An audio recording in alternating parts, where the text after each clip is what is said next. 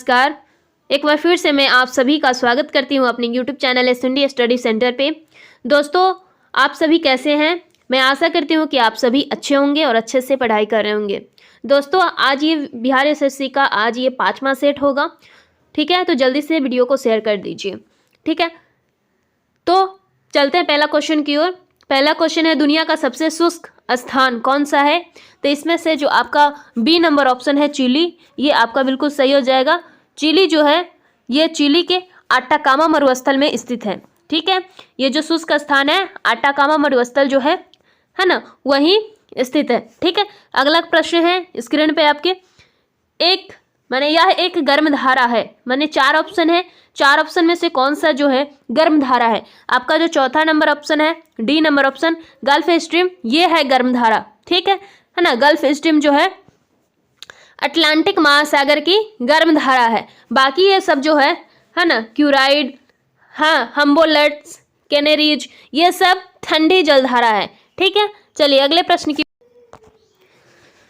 कितने देश भूमि से चारों ओर से घिरे हुए हैं? तो इसका ऑप्शन जो है आपका बी नंबर 44, ये बिल्कुल सही हो जाएगा, क्योंकि यहाँ पे विश्व में कुल 240 देश है। ठीक है, विश्व भर में 240 देश आपको देखने को मिलता है, लेकिन इनमें से सभी देश जो है किसी न किसी अन्य देश के अधीन है। और ये जो किसी न किसी अन्य देश के अधीन है, तो ये संयुक्त राष्ट्र जो है वो इसको नहीं मान्यता है। ठीक है, तो अभी तक दुनिया में जो है 195 संप्रभुत्व देश है। कितना? अभी तक जो दुनिया में है 195 संप्रभुत्व देश है। ठीक है, और जिसमें से ताइवान और वेटिकन सिटी इसको छोड़ के, है ना, किसको?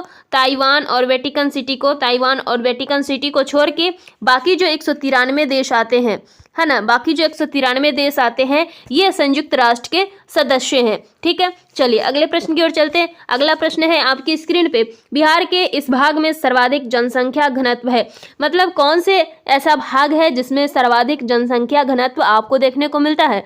इसमें से जो आपका सी नंबर ऑप्शन है उत्तरी भाग है, जहाँ पे जनसंख्या घनत्व जो है सबसे अधिक आपको देखने को मिलता है बिहार में। ठीक है, अगला प्रश्न है स्क्रीन पे आपके कि चिल्का झील स्थित है कहाँ पे, किस राज्य में आपका चिल्का झील आपको देखने को मिलता है? चिल्का झील की अगर बारे में बात करें तो ये जो है भारत में खारे पानी की सबसे बड़ी झील है ना। चिल्का झील जो है भारत में, है ना, भारत में खारे पानी का सबसे बड़ी झील है। खारे पानी का सबसे बड़ी झील चिल्का झील है, जो कहाँ पे? ओडिशा में है। जो कहाँ पे है? ओडिशा में है। ठीक है, अगला प्रश्न है आपके स्क्रीन पे, सुमात्रा द्वीप स्थित है। सुमात्रा द्वीप जो है स्थित है कहाँ पे स्थित है सुमात्रा द्वीप? तो देखिए इसमें जो आपका ए नंबर ऑप्शन है हिंद महासागर, तो हिंद महासागर में सुमात्रा द्वीप स्थित है। और हिंद महासागर कहाँ? इंडोनेशिया में पड़ता है। कहाँ पे? इंडोनेशिया में। ठीक है, इंडोनेशिया में,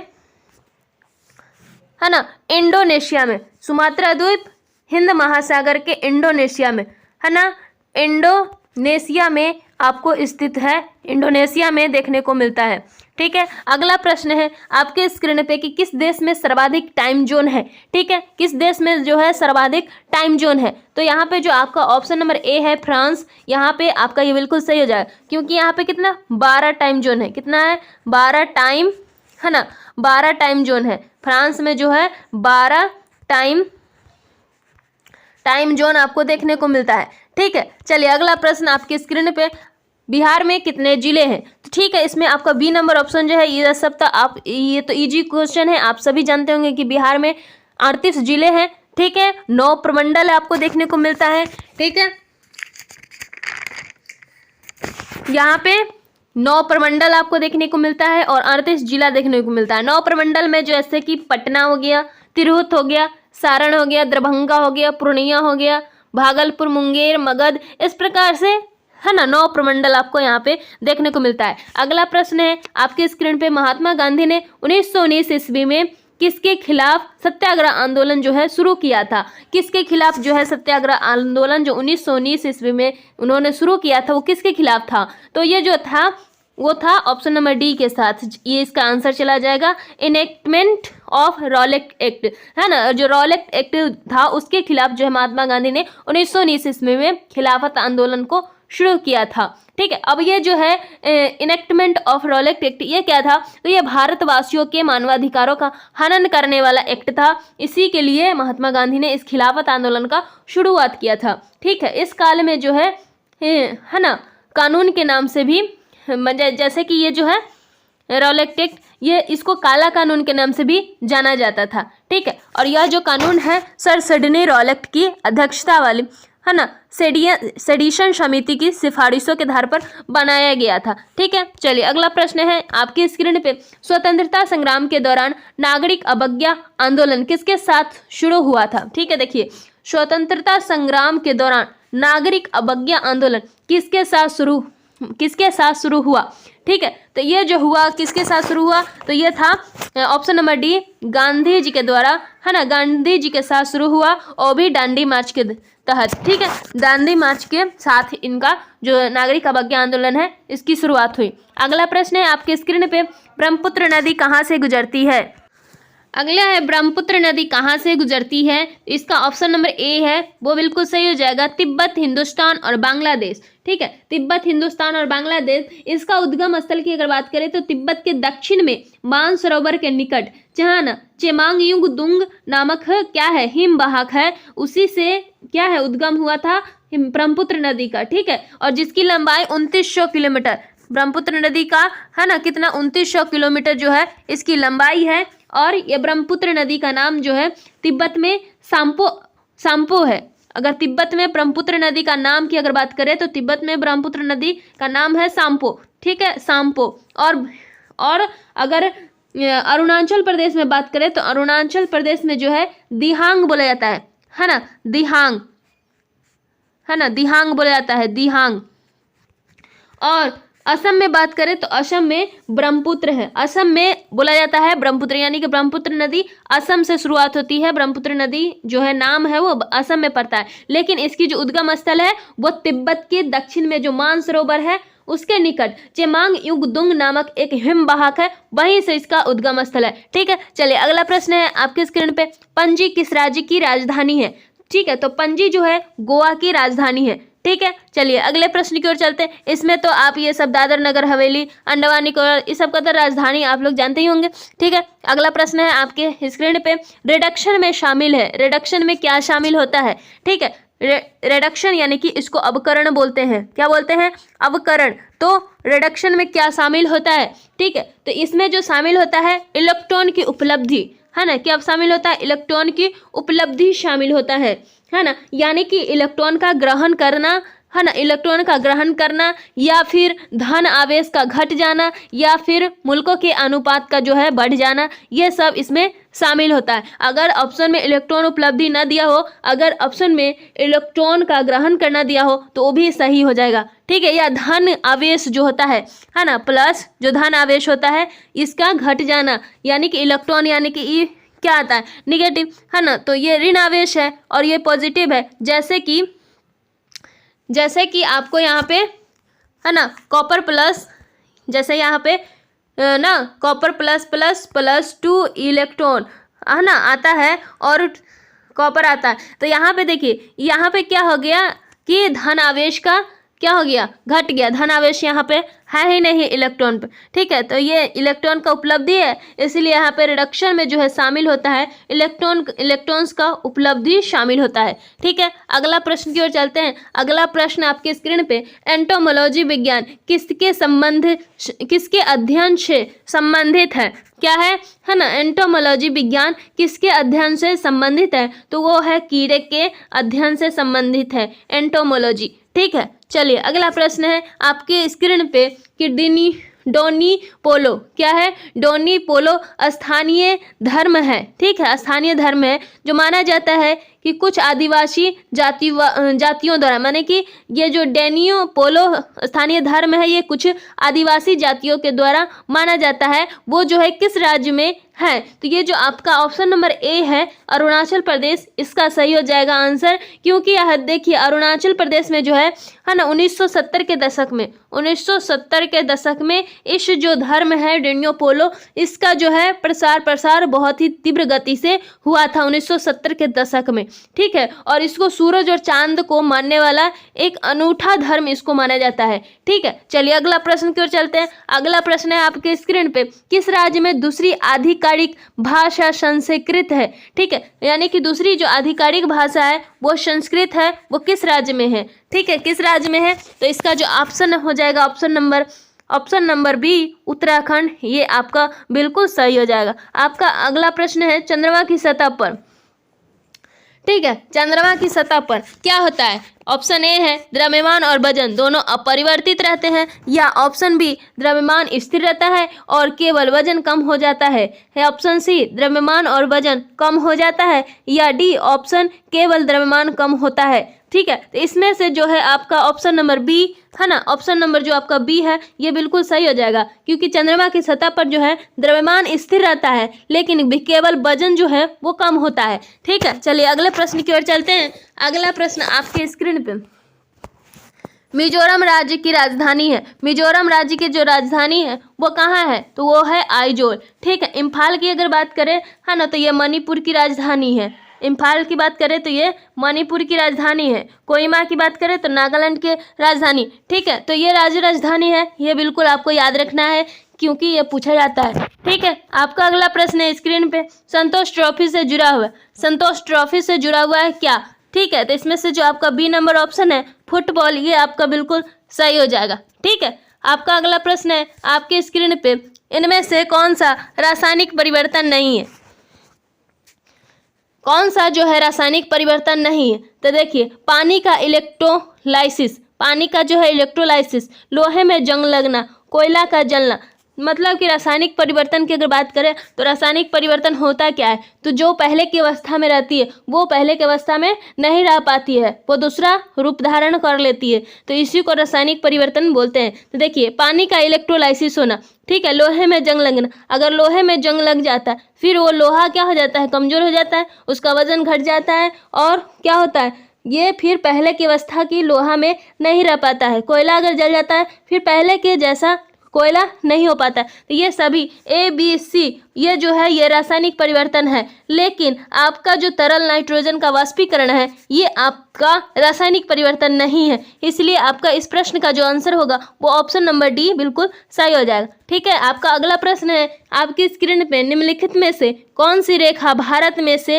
होकर गुजरती है, ठीक है, भारत से होकर गुजरती है। ये आपका पिछले भी वीडियो में बताया था, ये प्रश्न आया हुआ था, ठीक है, कि भारत के बीचों बीच एक निकलती है रेखा जिसको बोलते हैं कर्क रेखा, क्या बोलते हैं, कर्क रेखा बोलते हैं, और भारत के 8 राज्यों से होकर गुजरती है, भारत के 8 राज्यों से होकर गुजरती है। और ये कर्क रेखा जो है ये भूमध्य रेखा के समांतर रेखा है, भूमध्य रेखा के समांतर रेखा है, और ये जो है भारत ये उत्तरी गोलार्ध में स्थित है, भारत जो है उत्तरी गोलार्ध में स्थित है, और कर्क रेखा समांतर रेखा की समांतर है जो 23 डिग्री 30 मिनट है ना अक्ष पर है, ठीक है। और ये जो कर्क रेखा है भारत के 8 राज्यों से होकर गुजरती है, जिसमें से कौन कौन है, गुजरात है, राजस्थान है ना, गुजरात है, राजस्थान है, मध्य प्रदेश है, छत्तीसगढ़ है, झारखंड है ना, छत्तीसगढ़ झारखंड है, और आपका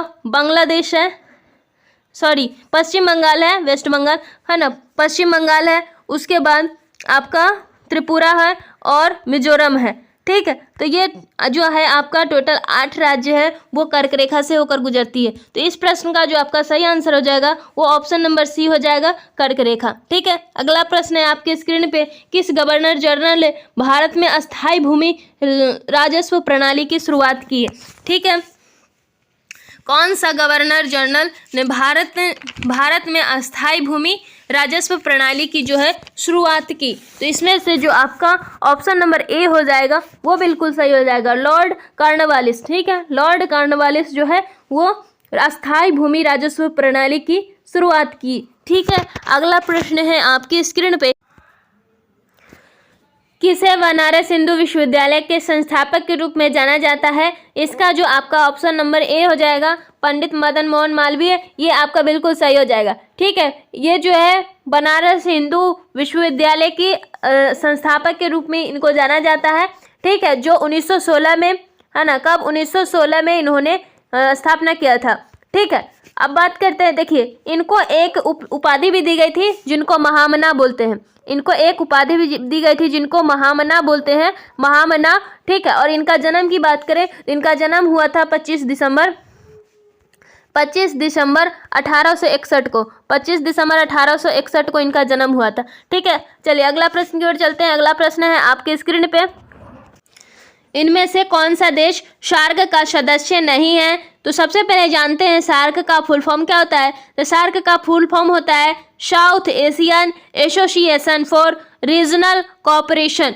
ठीक है, south Asian association for regional corporation, ठीक है। इसकी जो स्थापना है वो 8 दिसंबर, इसकी जो स्थापना है 8 दिसंबर, है ना। इसकी जो स्थापना है, स्थापना की बात करें तो 8 दिसंबर, है ना, 8 दिसंबर 1985 को काठमांडू में हुआ था। 1985 को काठमांडू में, है ना, काठमांडू में हुआ था, जिसकी सदस्य 8 देश, जिसके सदस्य थे 8 देश अभी भी सदस्य हैं, जिसमें से भारत है, पाकिस्तान है, भारत पाकिस्तान बांग्लादेश, है ना, भारत पाकिस्तान बांग्लादेश, श्रीलंका नेपाल, है ना, श्रीलंका नेपाल भूटान, है ना, नेपाल भूटान, अफगानिस्तान, ठीक है, अफगानिस्तान, ये जो है मालदीव, मालदीव, ये जो 8 देश है आपका सार्क के सदस्य में शामिल है। तो देखिए इसमें से जो आपका 4 ऑप्शन दिया हुआ है इसमें से कौन सा नहीं है? नेपाल है, ये है, अफगानिस्तान है, ये मालदीव है, ये है।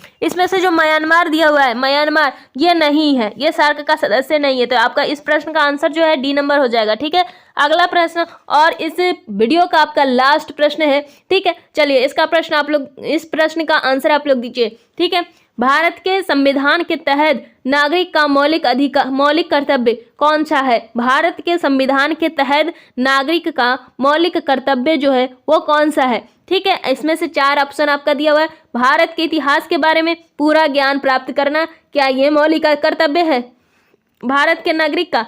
या फिर भारत के ऐतिहासिक स्मारक की रक्षा करना, या ये मौलिक कर्तव्य है भारत के नागरिक का? या फिर देश की रक्षा करने और जब भी आवश्यकता हो राष्ट्रीय सेवा प्रदान करना, ये नागरिक का मौलिक कर्तव्य है? या फिर पड़ोसी देश के साथ दोस्ती करना, ये फिर है मौलिक कर्तव्य नागरिक का? ठीक है, तो इस प्रश्न का जो सही आंसर क्या होगा आप लोग कमेंट करके जरूर भी बताइएगा, ठीक है। लेकिन इसका जो हम भी बता देते हैं, इसका जो सही आंसर हो जाएगा वो ऑप्शन नंबर सी हो जाएगा, है ना। इसका जो सही आंसर होगा वो आपका ऑप्शन नंबर सी हो जाएगा कि देश की रक्षा करने और जब भी आवश्यकता हो राष्ट्रीय सेवाएं प्रदान करना, ये भारत के संविधान के तहत नागरिक का मौलिक कर्तव्य है, ठीक है। अगर कर्तव्य की बात करें, है ना, मौलिक कर्तव्य की बात करें तो संविधान संशोधन, है ना, संविधान संशोधन जब हुआ था, कौन सा संविधान संशोधन? 42वां संविधान संशोधन जब हुआ था, है ना, 42वां संविधान संशोधन 1976, 42वां संविधान संशोधन 1976 जब हुआ था, तो इसी के द्वारा संविधान में मौलिक कर्तव्य को जोड़ा गया था, ठीक है। इसके द्वारा ही, है ना, मौलिक कर्तव्य को क्या किया गया था? संविधान में जोड़ा गया था, संविधान में लिया गया था, ठीक है। अब मौलिक कर्तव्य की बात करें तो मौलिक कर्तव्य जो है ये रूस की, ये जो है रूस के संविधान से लिया गया था, ठीक है। और कर्तव्य की बात करें तो भाग 4 के क, भाग जो है 4 के क, भाग जो है 4 के क में जो है अनुच्छेद 51 के क, उसमें आपको ये निहित है मौलिक कर्तव्य, ठीक है। और ये जो सरदार स्वर्ण सिंह समिति है, इसी के अनुशंसा पर संविधान में ये जो है शब्द, ये जो है मौलिक कर्तव्य, इसको जोड़ा गया था, ठीक है दोस्तों। तो आई होप आपको ये वीडियो पसंद आया होगा, ठीक है। अगर वीडियो पसंद आया हो तो एक लाइक जरूर कीजिएगा, चैनल पे नए आए हो तो सब्सक्राइब करके ही जाइएगा, ठीक है दोस्तों। ज़्यादा से ज़्यादा वीडियो को शेयर कीजिएगा, ठीक है। धन्यवाद, टेक केयर, जय हिंद दोस्तों।